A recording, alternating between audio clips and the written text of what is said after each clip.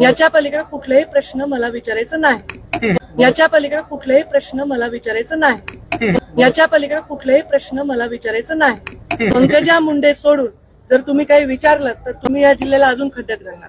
तुम्ही या जिल्ह्याला अजून खड्ड्यात घालणार। तुम्ही या जिल्ह्याला अजून खड्ड्यात घालणार।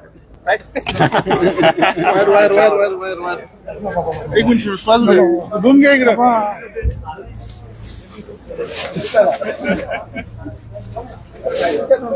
बैठक वादळ हुकूम, बैठक वादळ हुकूम, प्रेस वादळ।